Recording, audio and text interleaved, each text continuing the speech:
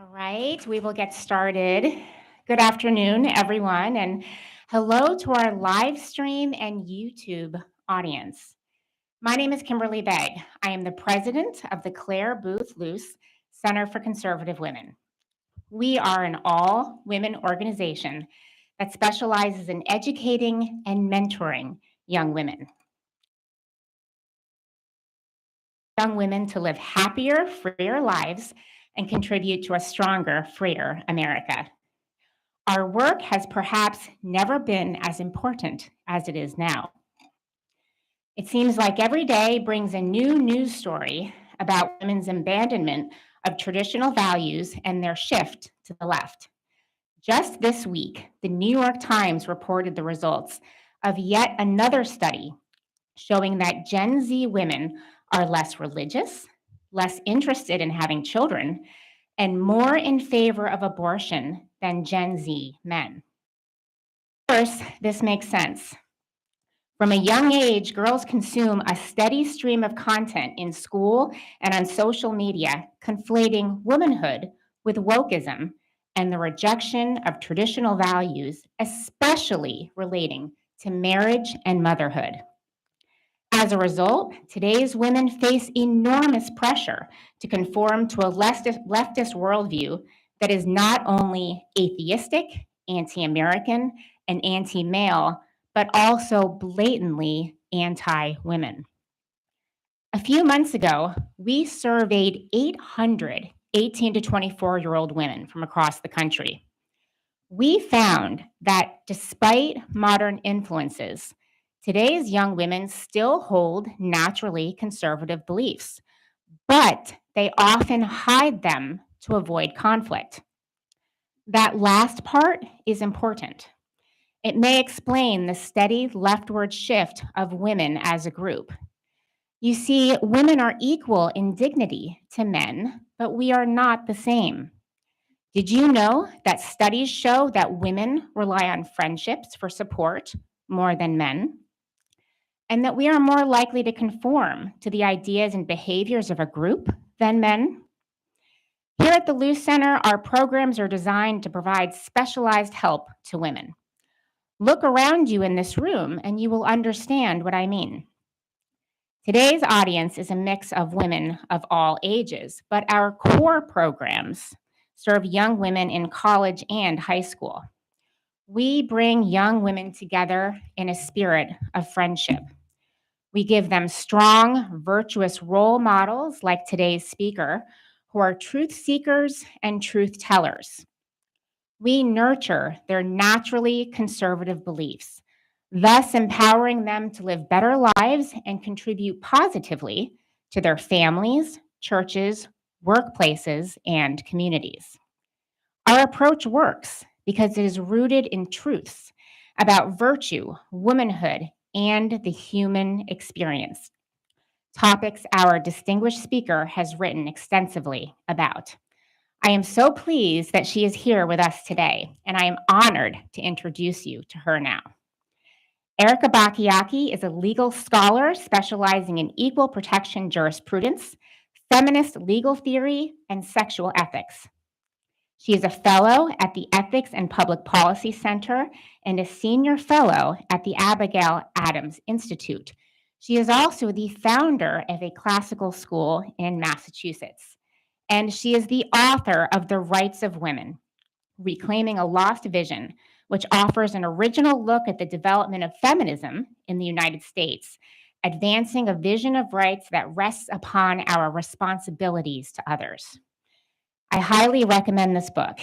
In fact, it is probably the book that I recommend to young women more than any other.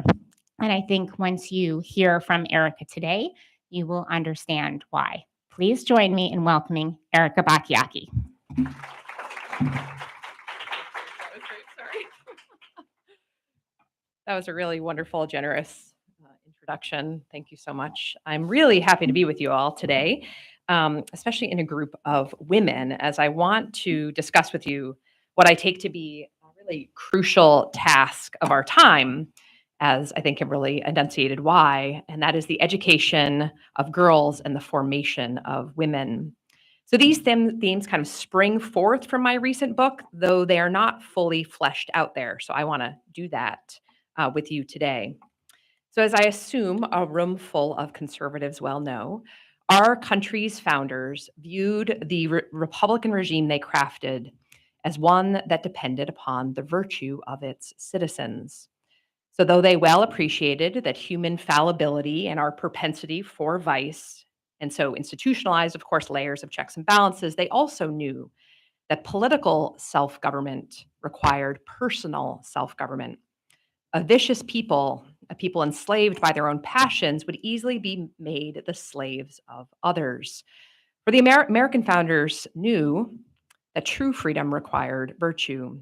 And virtue was properly inculcated in families and churches, and at that time was understood to be encouraged by the law and assisted by God's grace. And the inculcation of virtue was not the work of one generation, it would be required of every generation. And so every family, every citizen, a republic, if you can keep it. Indeed, as Alexis de Tocqueville observed during his travels throughout New England in the 1830s, Americans wisely entrusted this politically indispensable task of moral formation mainly to non political institutions like the family, and in particular, he observed, to American women. Tocqueville fretted over 700 pages of Democracy in America, his book, whether individualism and materialism would undermine the new nation's liberties. He worried in particular that apathetic individualism, rampant acquisitiveness, and servile majoritarianism would threaten Republican citizens' capacity for independence of thought and for greatness of soul. But Tocqueville saw in American women a high minded communitarian counterpoise to the liberalizing and kind of flattening tendencies inherent in a liberal democracy. In Tocqueville's view, private women focused on the inculcation of virtue in their children and solidarity in their communities moderated the democratic excesses of what he named public men. As such, for him, women were the key to the whole American enterprise. As he put it, everything which has a bearing on the status of women, their habits, their thoughts, is, in my view, of great political importance. So too in our time, it seems to me. But today, our fellow Americans, except for places like this, don't seem to see the necessity of cultivating virtue in order to safeguard freedom. Nor are women as mothers, nor men as fathers, seen as being invested with a distinct kind of moral authority or responsibility for cultivating the virtues in the young. Indeed, it is fashionable on the political right today to argue that the vaunted role of women in the nascent republic as the moral guardians of their children, and so too of the nation, was largely abandoned because women obtained rights to formal, kind of co equal education and to enter the professions on a par with men.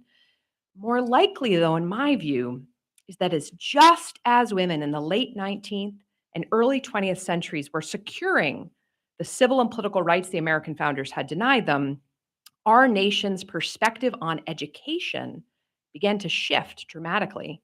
No longer was formation in the home and at school understood to be a profoundly moral and inescapably religious enterprise. Now, the agenda was to train kids to build the technical and interpersonal skills needed for the increasingly global market economy. Indeed, where liberal education was not traded in altogether for the honing of new technical skills, liberal arts programs themselves were inundated by progressive educational theories and political ideologies too, even as these new educators still dared to call what they were doing liberal arts. To be sure, the opportunity to acquire technical and professional training is important. I have a law degree. I definitely think that's the case.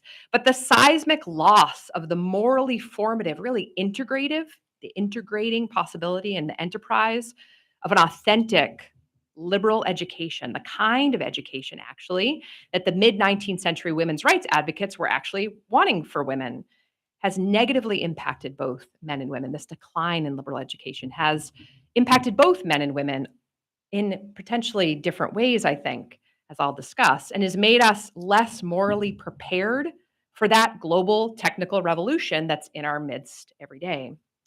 So, what happens when a regime that prizes liberty and equality abandons the business of cultivating virtue? Well, this is the crucial question, is one that the 18th century pedagogue, moralist, and advocate for the rights of women, Mary Wollstonecraft, returned to throughout her abbreviated life. So Wollstonecraft lived and wrote in the late 18th century, just as the American and then French revolutions were throwing off old forms of hereditary rule in their respective attempts, we could say with greater or lesser success, to enact altogether new forms of republican government.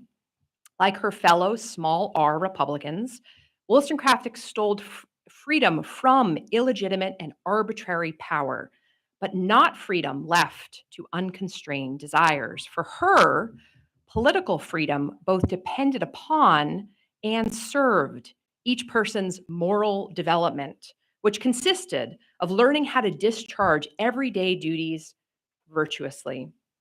In her view, the trouble with the Republican vision offered by the French revolutionaries, in sharp contrast to the Americans, I might add, was that the French insisted upon liberty, equality, and fraternity without also recognizing the quote, revolution in morals, as she put it, that was needed to ground these aspirations. Now, to be sure, Wollstonecraft believed that the aristocracy and the clerics of the ancient regime that was being overthrown and the lower classes that took on their traits had been morally corrupted. Instead of focusing on character formation, in her view, they were enamored by riches, property, honors, ceremony, and outward show.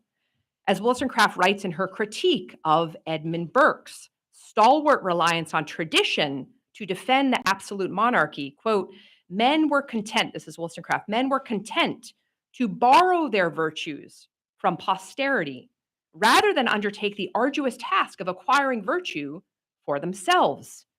Both men and women, she thought, had grown morally corrupt in different ways, and this corruption was reinforcing. As she put it, the two sexes mutually corrupt and improve one another. And so she addresses her vindication of the rights of women in 1792 to the author of a report that had called for national public education to form male citizens in the virtues of republican government. The report had relied on the educational theories like that of Jean-Jacques Rousseau in his Emile. Not sure if anyone has read the Emile. And so Wollstonecraft's Rights of Women is in the main an engagement and rebuke of Rousseau's theory of women's education. So as one who had not only by then written 3 books on the education of young women, but had also served as the eldest daughter of her own large family, worked as a governess for another family, and had also opened a school for girls, Wollstonecraft wished to offer her own account of the kind of education women needed for a republic to thrive, but not only for Republican citizenship, for women's own flourishing as human beings and the flourishing of their families too. And so Wollstonecraft writes early on in The Rights of Women that, quote, the mother who wishes to give true dignity of character to her daughter must proceed on a plan diametrically opposed to the one Rousseau has recommended. So I finally get to the aim of my talk, to explore Wollstonecraft's account of moral education as a prerequisite for women to live according to the noble dignity to which they were called.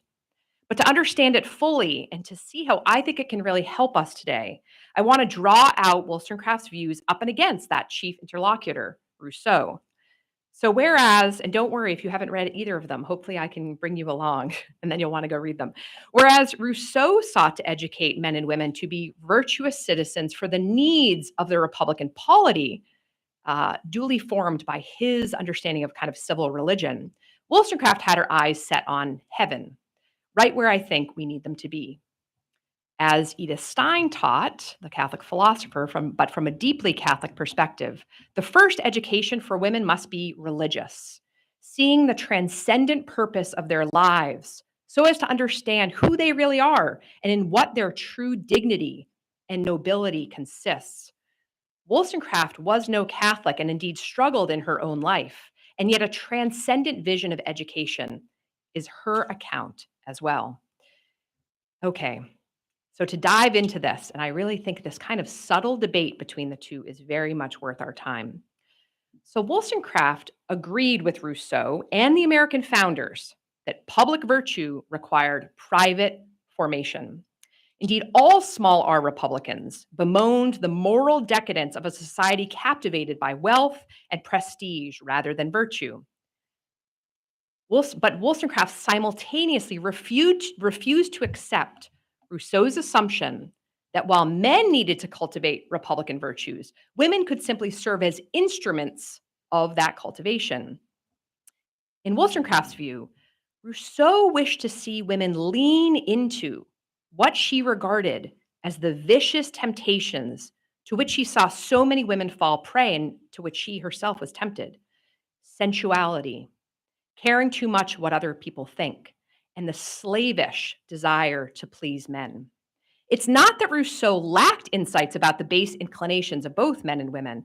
Wollstonecraft agrees with him that vanity is our tragic flaw.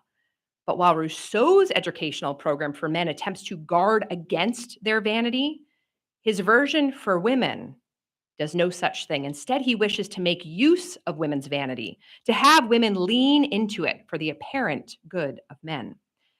Now, for those of you who don't know Rousseau's basically general theory of kind of religion, he regards Christianity as rendering men both effeminate and weak, lacking in courage and public spirit. And he also believes that Christianity makes women austere in their virtue rather than properly sensual. So, according to Wollstonecraft's reading, Rousseau wants women to lean into their slavish desires to please men for the sake of men, or really for the sake of channeling men's passions into manly service of the state. For he seems to think that if men only serve the family, he seems to think that men will only serve the family as good providers and defenders, as he believes they should be, if they perceive women to be comparatively weak and entirely dependent upon them. Only if men idolize women as a kind of foreign, mysterious species will men consecrate themselves to the family and the state's protection. This is his view. And because women are physically weaker and even more vulnerable when they have children, women have no alternative in Rousseau's view but to achieve this kind of equality in marriage through working to ensure men also depend upon them. Indeed, in Rousseau's account, women find their strength, their empire, by ruling over and disciplining men's desires through their beauty and feminine charms. Women's gentle submission is a kind of political tool by which women exert quiet control and power, compelling the father of their child to stick around and to provide, and inspiring men to heroic activity for the good of the state. Rousseau writes, quote, "Unless a man is a monster, the gentleness of a woman will bring him around and triumph over him sooner or later." One hastens to add, well, what if the man is a monster? But I'll come back to that. Now, Wollstonecraft well recognizes that there is a kind of feminine power in a young woman who reigns through submission to the opinions of men. And so Wollstonecraft takes her task to be a difficult one, not only to convince her male readers that rigorous education is crucial for women to be good wives and mothers and good citizens too, but she also has to convince women and mothers of daughters that a life of authentic virtue and true companionship with one's husband or future husband is a more noble ambition, and one on which their happiness and the true good of the family and of society depends. After all, she explains in various ways in her books, that there are many risks to women who forego their own moral development and focus on their particularly feminine charms. First, women who have been trained up from their youth to focus on their beauty and kind of only finding a good match in order to win kind of husband, or you could imagine like OnlyFans online or something like that, are vulnerable to being abandoned by him for a younger woman as their beauty wanes. Or second reason she gives is being left a widow with no substantial moral resources to depend upon because they were so focused on becoming pleasing to men. Or third, she says that women taught to reign by their beauty and charms may be tempted by the attention they receive from other men who aren't their husbands. Wollstonecraft laments, quote, "Still the real homage," praise, right, "which women receive is intoxicating. It may be impossible to convince them that the illegitimate power which they obtain by degrading themselves into objects of men's desire is a curse. The sensual power that women obtain over men is by, she says, unjust means, because it demands that women both practice and foster vice. It's a path, in her view, that leads women to become either the abject slaves of men or capacious tyrants over them, incapable of being rather what she hopes for them, quote, more observant daughters, more affectionate sisters, more faithful wives, and more reasonable mothers. And so Wollstonecraft famously writes against Rousseau, quote, I don't wish for women to have power over men, but over themselves. And she wanted such virtuous self-mastery for men as well. So Wollstonecraft explains early on in The Rights of Women that if women are not, quote, prepared by education to become the companions of men rather than their mistresses, they will stop the progress of knowledge and virtue. Why? Because they won't form good marriages upon which personal happiness and societal happiness depends. And they won't be prepared to inculcate virtue in their children, having not worked to cultivate the virtues in themselves. So Wollstonecraft challenged women preoccupied with pleasures and preening and establishing themselves socially, calling them instead to the more important work of shaping their own characters, and if they were mothers, those of their children too. When, quote, strength of body and mind are sacrificed to libertine notions of beauty, Wollstonecraft writes, women become merely alluring mistresses or alluring objects for a moment. But surely, Wollstonecraft declares, these weak beings are only fit for a I can never say this word, seraglio, which is like a harem. Can they govern a family, she asks, or take care of the poor babes whom they bring into the world? This feminine degeneracy was not only something done to women, no, it is something that she saw them as deeply complicit in too. For Wollstonecraft believed that, quote, the care of children in their infancy is one of the grand duties annexed to the female character by nature, end quote. Wollstonecraft held a high view of motherhood, and she knew that the task of molding the character of children required immense strength of body, mind, and soul. For these natural and ennobling duties of care were not so overpowering in a woman or even in a mother, in Wollstonecraft's view, that they would necessarily triumph over corrupt social conventions that tempted women to more superficial pleasures or accomplishments. And I think we see this today. Such goodly inclinations and maternal obligations needed to be cultivated by a liberal education, demanded by appropriately weighty social expectations, and crucially, supported by paternal engagement, affection, and support. In her time, as in ours, they were not. This path, in Wollstonecraft's view, Rousseau's path, is a corruption, a degradation of what women ought to be. But whereas Rousseau and some of the American founders thought virtue, and thereby the work of inculcating it, was important because it was what the Republic needed, remember, Wollstonecraft believed it was also vital that women were able to apprehend their higher calling.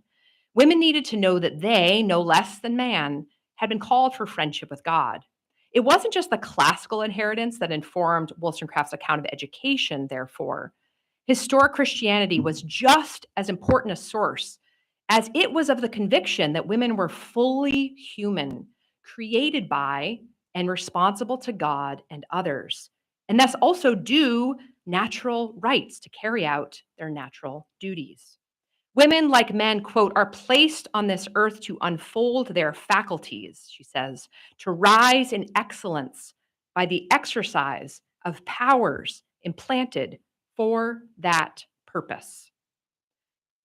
Because women didn't know who they were not living as the dignified persons they were created to be. Her great complaint then in The Rights of Women, and an earlier text as well, is one that I think we can lodge in our time. A false system of education and other social norms have not prepared women, or indeed men, for their deeply noble human, social, spousal, and parental obligations. They were instead living lives more akin to animals instead of the dignified humans they were created to be. In Thoughts on the Education of Our Daughters, her first book in 1787, when she was working as a schoolmistress of the school she founded, Wollstonecraft had written the following passage, quote, the main business of our lives is to learn to be virtuous. And he, with a capital H, who is training us for immortal bliss, knows best what trials will contribute to make it so.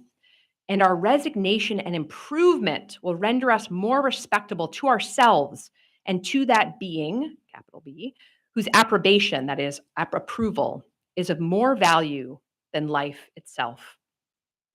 In The Rights of Women, Wollstonecraft writes 5 years later to, quote, effect a revolution in female manners, to restore women to their, quote, lost dignity, so that they may, quote, labor by reforming themselves to reform the world.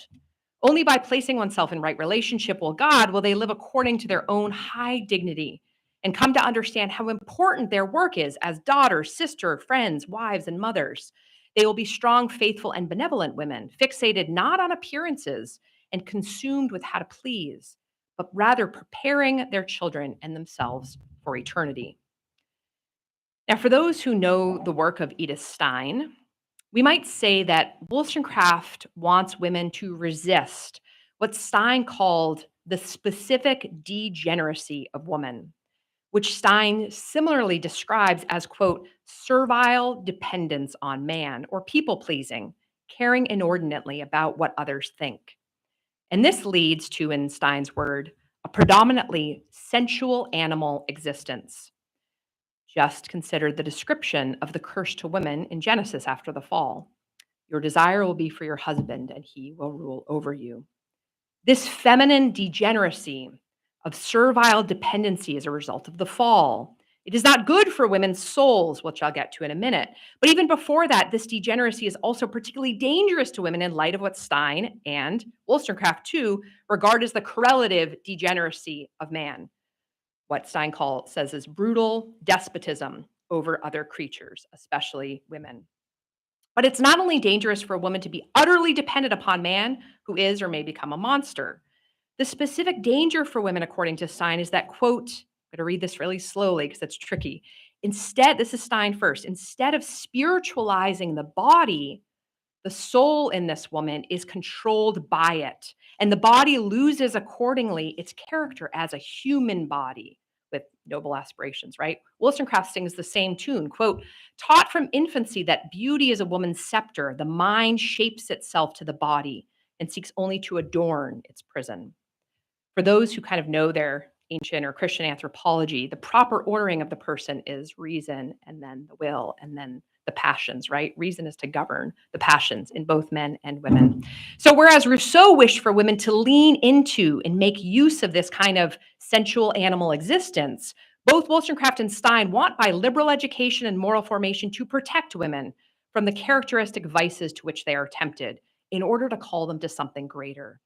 And Stein and Wollstonecraft both observed each sex can be liberated from its own degenerate tendencies by cultivating in themselves all of the virtues, especially those more naturally acquired by the opposite sex. As fully integrated persons, then, virtuous men can attend with tender strength to the needs of the vulnerable. Virtuous women can attend with courageous care to that which is objective and true. Rigorous liberal education works to achieve this liberating integration of mind, heart, and body, a liberation from self for the sake of God and others. According to both Stein and Wollstonecraft, then, a proper education for women is not only rigorously intellectual, it's also religious and moral. It's what was once called liberal for a long time, and increasingly it's called classical. Wollstonecraft is convinced that we can't expect women to rise to the occasion of discharging their noble duties happily unless they understand why they ought to be virtuous. They need the bigger picture. That is, education is not merely preparation for life, as many contemporary educators tend to see it, but as she writes, quote, the first step to form a being advancing gradually toward perfection. A woman must then be given the kind of education that will, as Wollstonecraft writes in the preface to The Rights of Women, quote, strengthen her reason till she comprehend her duty and see in what manner it is connected with her real good. And we know from her early texts on education that she believed that education is a process which involves the schooling of the desire and the nurturing of the natural inclinations, all to the end of flourishing both now and eternally. Such a schooling and such a nurturing occurs by way of imitation and habituation, she thought. And all this relies on the prior recognition that refining your reason is synonymous with aligning your will to that of the divine author of reason, God. Reason is the gift God has given us to reflect his goodness and wisdom. Reason is, in Wollstonecraft's words, quote, an emanation of divinity, the tie that connects creature with the creator. Thus, contemplation of God's goodness and wisdom is not only possible, according to Wollstonecraft, there's also something natural about it. Other creatures, she writes in one of those early books, the original stories from real life, other creatures, she says, only think of supporting themselves. A human being, however, is allowed to ennoble his nature, cultivating his mind and enlarging his heart. For Wollstonecraft, we're both dependent, rational animals and responsible agents, and there's a balance to be attained. On the one hand, quote, we are all dependent on each other, she writes, and this dependence is wisely ordered by our Heavenly Father to call forth many virtues, to exercise the best affections of the human heart and fix them into habits, end quote. On the other hand, we're also, quote, created accountable creatures who must run the race ourselves and by our own exertions acquire virtue. The utmost our friends can do is point out the right road and clear away some of the loose rubbish, which might at first retard our progress, end quote. Given a woman's infinite worth, she must not be educated like a, quote, fanciful kind of half being, she said, focused on external adornments, accomplishments, or just charm. No, a woman must, quote, endeavor to acquire the human virtues or perfections, she says, of her nature. But perfecting our nature is an arduous task. We indeed need guidance from fathers and mothers, from our teachers. So, in imitating exemplars from an early age, and I think I cut this part, so I'm just going to tell you, one of her early books was called The Female Reader, and in it she collects works from the Bible, Shakespeare, Milton, etc., where she just wants to sort of allow women, and she kind of has her own sort of commentary in there as well. So, some of these quotes, I think cut some of them, but are coming from there. So, in imitating these exemplars from an early age in books and our parents and our teachers, Wollstonecraft thought we develop the moral virtues that perfect our relations with God and others, being crafted and crafting ourselves in turn. Schooling the moral imagination through imitation was key to acquiring virtue for Wollstonecraft, but so was making virtue our own. And it's in this making virtue our own that afforded women independence, the capacity of carrying out their duties of care to others freely. The virtuous woman is independent and free because she's habituated in doing good and loving the good. Though it sounds alien to us, Wollstonecraft is unwavering in her belief that, quote, the being who discharges the duties of its station is independent. The being who discharges the duties of its station is independent. Because of Wollstonecraft's passionate late 18th century advocacy for the rights of women, she's often hailed as the first feminist or proto-feminist, yet her account of independence as the, quote, grand blessing of life, the basis of every virtue, in fact, inverts modern feminism's promotion of independence as individual autonomy, increasingly defined as freedom from all given bodily and moral constraints. Early on in The Rights of Women, Wollstonecraft describes a woman who has walked the road of character. She is married, but the man she has married has died. As a mom of many children, I especially really love how Wollstonecraft here imagines this widow who has lost a husband that she really loved. She writes, quote, I think I see her surrounded by her children, reaping the reward of her care. She sees the virtues which she has endeavored to plan on principles fixed into habits, to see her children attain a strength of character sufficient to enable them to endure adversity without forgetting their mother's example. The task of life thus fulfilled, she calmly waits for the sleep of death and rising from the grave may say, behold, thou gave me a talent, and here are 5 talents. Wollstonecraft's view of independence, of doing what I ought to do freely and happily because it coheres with my real good, is perhaps what Tocqueville saw in American women, who freely dedicated themselves to the moral formation of their children and the flourishing of their communities. As the corpus of Wollstonecraft's work shows, high moral purpose in service of one's family and the common good is perfectly consistent with, and indeed may well be, the highest end of the political and legal rights of women and of men too. Imagine a republic so constituted.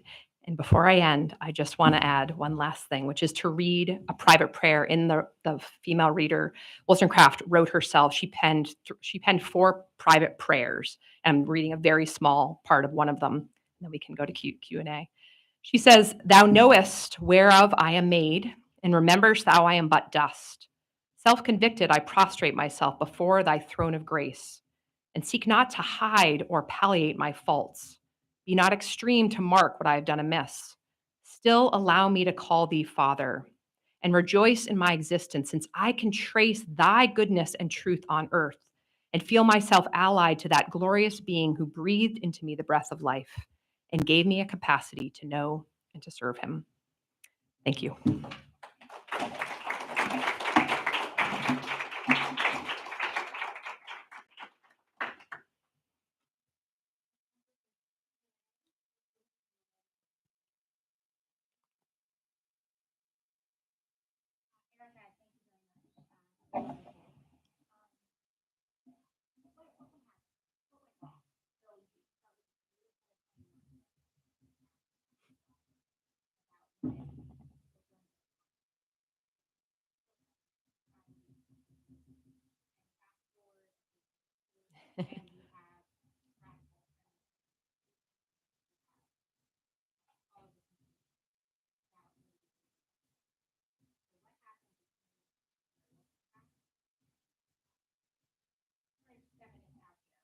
Yeah. Yeah, the current feminists, I usually put them in quotes. um, so that's the nature of my book. Kim is trying to get you to all buy it, Kimberly. And so the short kind of story is that starting with Wollstonecraft and then the earliest women's rights advocates who she influenced in the 19th century in our country. So we're names you probably haven't heard of, because what's happened is this kind of memory holing where, and I'm writing about this in a very long essay for Heritage, where when the women, so I'm going to give you a long answer, sorry, but when the women's studies departments came to be in the 1970s, they read back their priors back into the first wave of the women's movement. So all we hear are about people like Elizabeth Cady Stanton, who was a radical of that movement and was actually thrown out of it after she tried to rewrite the Bible. But there are all these other women who in this Heritage piece, I'm helping people see. So Sarah Grimke, who Quaker woman, and these are Quakers, deeply Bible believing Quaker women. Lucretia Mott, who wrote a book called, or a speech called "The Discourse on Women." And all these women were, and I'm showing how they were deeply influenced by Wollstonecraft's thought. They were readers of Vindication of the Rights of Women. They tried to kind of bring back her reputation after her late husband had soiled it in his biography. And so in that frame, there's an idea of rights as necessary to carry out responsibilities. And so they're as Mott puts it somewhere, like, we don't want to change woman's nature. We're actually quite happy with woman's nature. Thank you very much.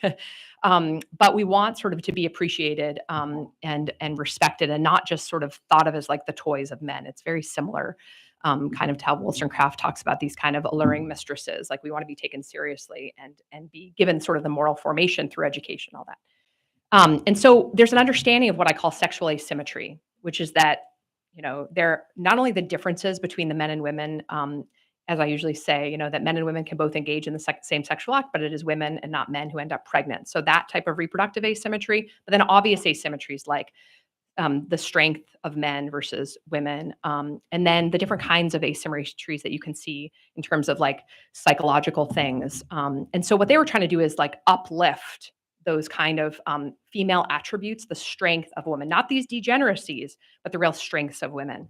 And so what they wanted to deal with these asymmetries is they did want laws protective of women. And as the industrialization had kind of, I mean, there's a whole long story here, but had changed the way in which the household was where the real productive work of women that women were doing. A lot of that work was taken out of the home, and so women were suddenly like left to either manage them, find jobs themselves, or supplement their husband's income, or deal with men who had been like attracted by the city's bars and brothels. And how are they going to deal with that when the father at that point was the custodian of their children, and they couldn't even, they had to, in order to escape abuse, they had to like, leave their children. So they were dealing with those. They wanted those kinds of laws to be put, and they wanted full education, as I talked about, a full liberal education. But what they were looking for was, they were also calling upon, they were pointing at the sexual double standard as a real problem for why women were ending up.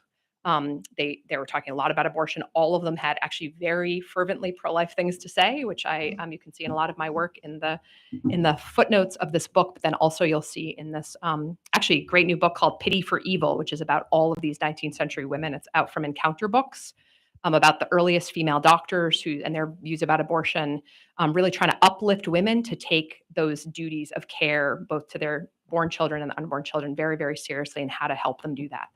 So they're looking for, so in response to these asymmetries, which they took very seriously and they respected, these asymmetries between these differences between men and women, they wanted moral. So they called men to chastity, as Christianity has always done, but they called men to chastity. So votes for women, chastity for men was like one of the slogans. Chastity for men, they wanted that kind of moral and moral education and all that, legal and political changes, right?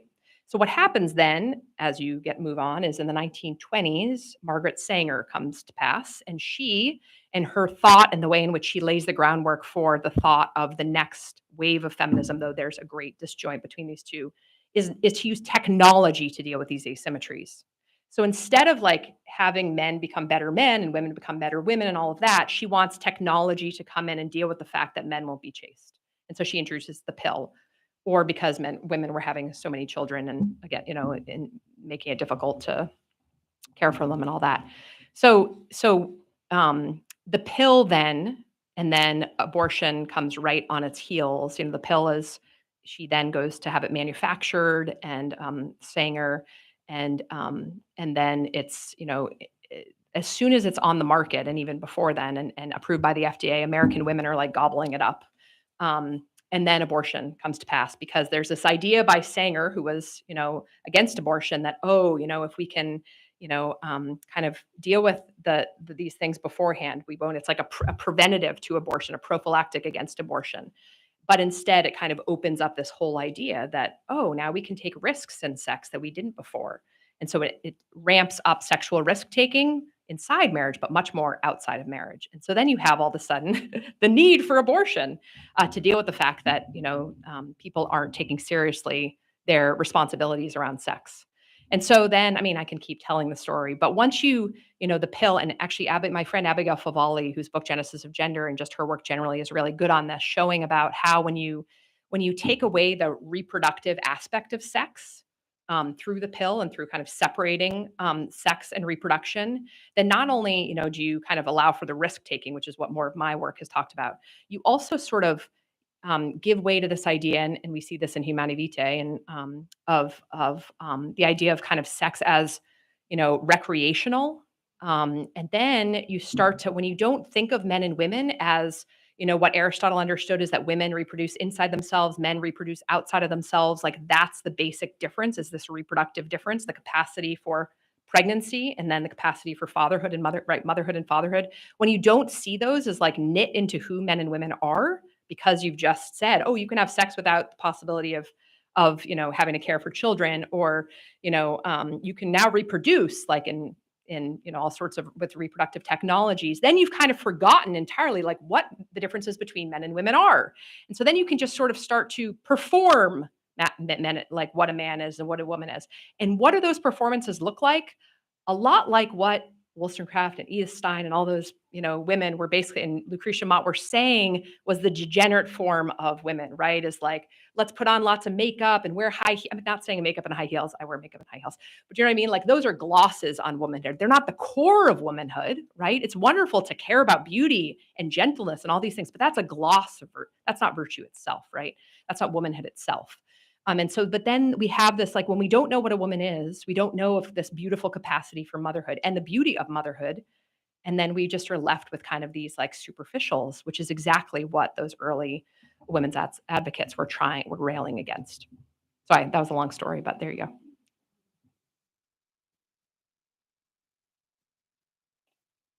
I was just wondering if you had been able to engage people who are very well-meaning, with their ideologies, contrary to what you described. If if you've encountered ways that you've been able to enter in without dealing with mental gymnastics and word salad that is just, kind of ludicrous, but really been able to ground it in virtue, which, like you said, I feel like we don't experience a society that holds up virtue as the end all be all anymore. It's more of the what you were saying, the degenerate kind of base aspects of male and female. So I was just kind of wondering if you'd been able to, because I experience a lot of people who I would love to enter in a conversation, but it just I feel like I have no framework because there's really Yeah. no basis for the value of virtue. Mhm. Yeah, I think that's right. So I actually do. So a lot of my work is engaging with those with whom I disagree, especially on the abortion question. So my law review articles, for instance, well before I wrote this book, but that are kind of captured in chapter 8 of the book, they're all engaging. Kind of when Kimberly mentioned that I was an expert in feminist legal theory, it's like literally when I had my kids, I would print out law review articles and push my kids in the swing and like read feminist legal theory. So I kind of, and I mean, the important point I think is that I had been a Marxist feminist in college and had a big conversion. So I have always felt myself called to sort of build a bridge back to the woman I was in some sense, because some people aren't lucky enough to have a full blown religious conversion. So I do that a lot. And I guess one place I would tell you just to go and like witness it is, so one of kind of the hottest podcasts by the New York Times, fellow named Ezra Klein. So he's like kind of leading progressive intellectual, very smart guy. Had me on to talk about women's rights from the right, and so you can just go look up Ezra Klein. And I think from what I gather, I had him on his heels a bit. And I guess the short way of telling you what I do is that I do think I'm a big believer, and I think Wollstonecraft was also, though she never uses the term, and I never use the term in this book either. But as I've been writing more about it and sort of the legal literature, I do, which is I'm a big believer in just the fact of natural law. And so I think the way, instead of using the term natural law, which like, it's I just talk a lot about responsibilities and duties of care. And duties of care is a term of art in law, especially around like tort law and all of that. So duties of care works really well as a way to say like we tend to really believe we have responsibilities to one another. I mean, this is very much true on the left. If you think about like pet causes of theirs, it's about responsibilities to other human beings, right? So, and to nature and things like that. But so I always try to start with duties of care. So I never use the language of natural law. So even tonight, I'm speaking with the president at Catholic University. He's having a conversation with me. And in my introductory remarks, I talk all about what natural law is, but I never say natural law. So what natural law is it's the fact that our reason obligates us. There's something within us that is obligating us to avoid evil and to do good.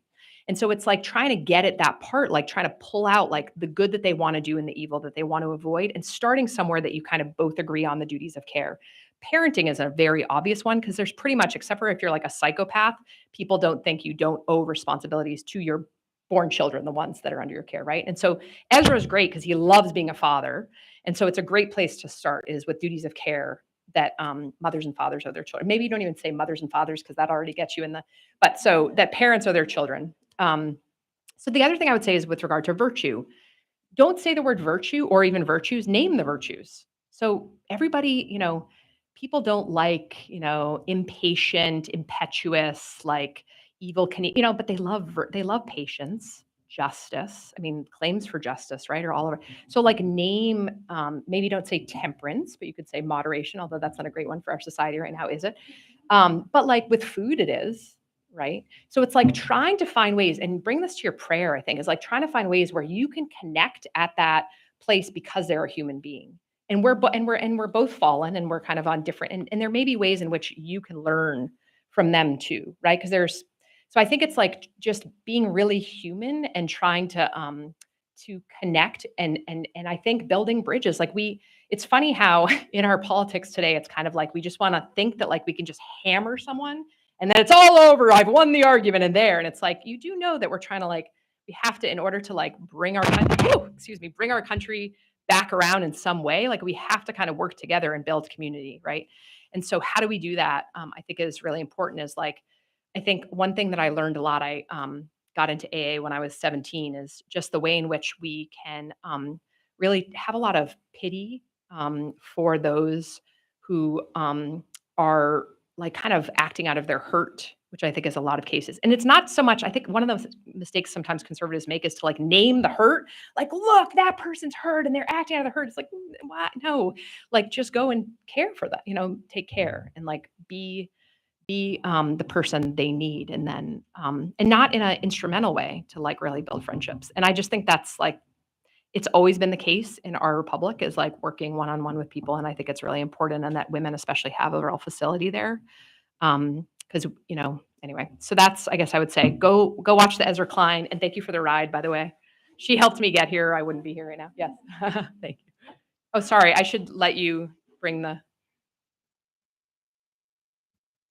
Recently, I was at a talk by Dr. Monica Ashauer. I don't know if you know who she is. She does a lot of research and evangelization on the gender question. And one of the issues she says that she faces is that we live now in an environment of sentimentality rather than reason. So could you help us to kind of, take that and help us to engage the argument when we know we're really talking to a generation of sentimentality? Yeah. So this is actually funny because I would say that's exactly the thing that Wollstonecraft, Mott, Grimke, I mean, all of them were talking about. It's kind of this way in which if we don't have liberal education really really like challenging our intellects, especially women will how does Stein puts it, actually there's so many different, in this heritage piece you'll read all sorts of women talking about this, that like when we don't exercise our reason, that sort of capacity in our heart becomes overblown, and so we can only like do things with our heart, right? And so like that's great, hearts are great, I love like beautiful hearts, that's awesome, but they have to be like rightly ordered in the person.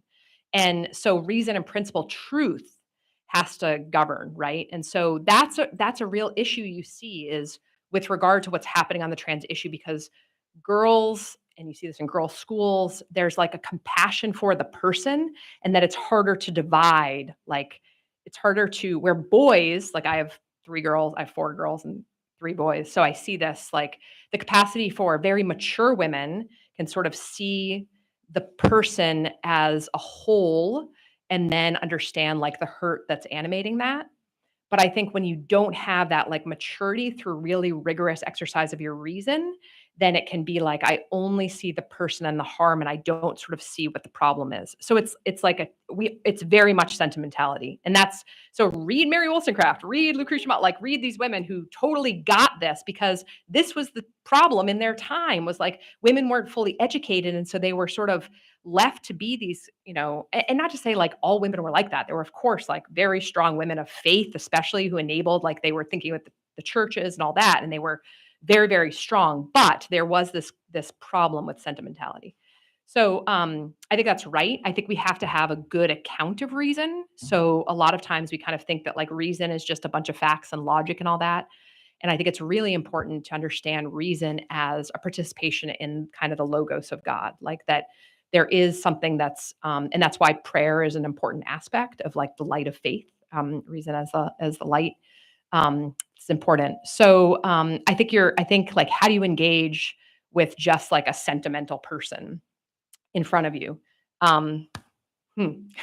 Well, try in the education of, I mean, this is one of the reasons I wanted to give this talk in particular, because this is where you see Rousseau really coming in and saying, yes, we want that sentimentality of women. But now that we have a whole culture that's like led by sentimental women, I don't know that he would agree with that now. Well, he also wanted to keep women in their houses. So like sentimental women belong in their houses, not out in the world. So yeah, I mean, it is a real trick. It's hard because a lot of times you'll be talking with someone, you're trying to give reasons, say for abortion, which is like the most obvious one, and they'll say, "Well, I just feel that blah blah blah blah blah," and you're kind of like, "What do I do now?"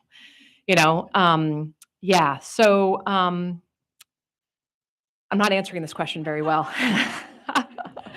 Yeah, I mean, I guess I could say is like, I'm involved in a girls' school. I'm on the board of a girls' school. And I think like really, I mean, reading Maurita Stein on the education of women, I think is really helpful because she also was getting at that. I mean, she's talking about that specific degeneracy. And what's fascinating about Stein is that she says, very much contrary to Rousseau, she says, how do you get women out of this? And she says it's through objective work. And the reason it's objective work is that what objective work does, now that could be study, it could be housework, it could be whatever, but it is putting an objective ordering of the universe. So, like caring for children, but we're thinking mainly right now of study, right? It's putting like an objective things before the woman and having her be fully engaged in something that's objective outside of herself. So she can engage that, but she's not like fully. So you'll hear, especially with like younger girls, well, that's nice that you've just told me all those things, but I don't feel like that's true. And it's like, well, hold on, you've got to first like be under that text. You have to allow that text. We're going to study the text and what the text said. Sorry, but we don't really care about your feelings right now. And that's like liberal education, right? And so I think like that rigor is what she saw was important for women, which I think is really helpful right now.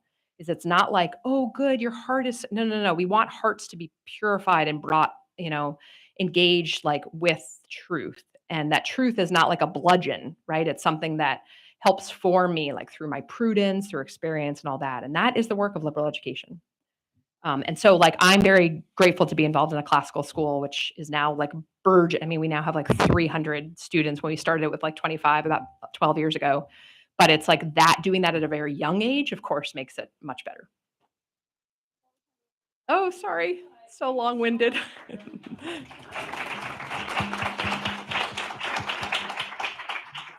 Erika, that was wonderful. Thank you so much. We have a tradition here at the Clare Boothe Luce Center for Conservative Women of giving you a beautiful Yeti mug. It is our Clare Boothe Luce mug with one of our favorite quotes, which you especially will appreciate. You want to read this? Courage is the ladder on which all the other virtues mount. Yes, courage. Good. That's There you also go. what women need. Yes. Wonderful. Thank you so much for having me. Erika. And I hope that you will all join us for lunch, which is right in the boardroom out here in the hallway. Thank you so much for joining us. Sorry, I go on and on.